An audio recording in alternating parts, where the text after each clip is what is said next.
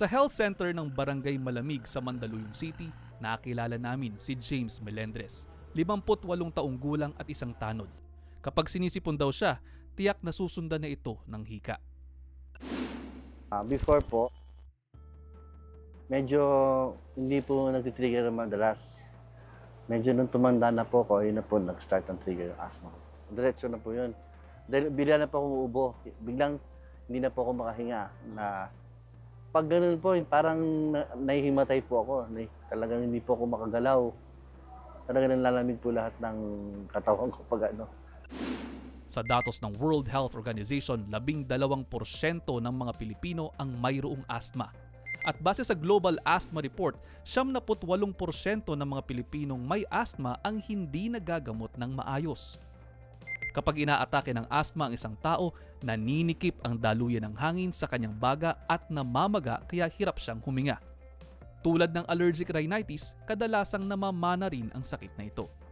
Iba-iba ang triggers ng asthma sa bawat taong meron nito. Pero kay Mang James, isa raw sa mga dahilan ng pag-atake ng kanyang hika ay ang pabago-bagong panahon. Ay, sobra po.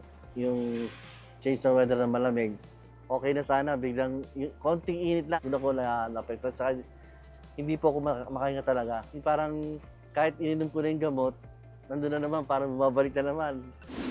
Dahil madalas siyang sumpungin ng hika, apektado ang kanyang trabaho sa barangay.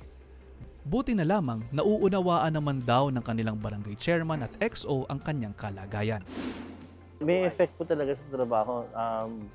Siyempre po, hindi po ako makatakbo agad-agad, basta-basta. Minsan ginagawa po sa akin is yung nandito lang po ako sa office task. Nag-work na po pagka mayroong mga complainant. Kwento pa ni Mang James, ang pinakagrabing nangyari sa kanya ay nang bigla siyang sumpungin ng hika habang nasa bus. Galing po akong Baguio, pabalikan po ng Manila. Nung parating po kami ng papuntang Buka, bigla ako inatake. Tapos yung ginagamit ko pong inhaler, parang wala na effect. Nung pag-ano ko, talagang hindi na ako makalimutan. Binuhat ako nung pinaka-conductor, dinala ako sa hospital doon sa Bukawi. Delikado kapag ang isang tao ay hirap huminga.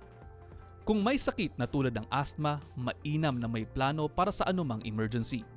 Una, kinakailangang parating dala at sapat ang inyong mga gamot. Kabilang dito ang mga preventive medicine na dapat iniinom kahit walang asthma attack, at ang quick relief medicines naman na dapat nating iniinom kapag mayroong atake.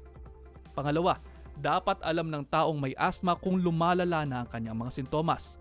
Listen to your bodies, ika nga. At pangatlo, dapat alam ang gagawin kapag sa oras na ng emergency. Agad magpakonsulta sa doktor kung tila hindi na gumagana ang mga gamot, talagang hirap ng huminga at halos hindi na makapagsalita. Kung babiyahe naman, planuhin itong maigi at mas mainam kung lagi kayong may kasama.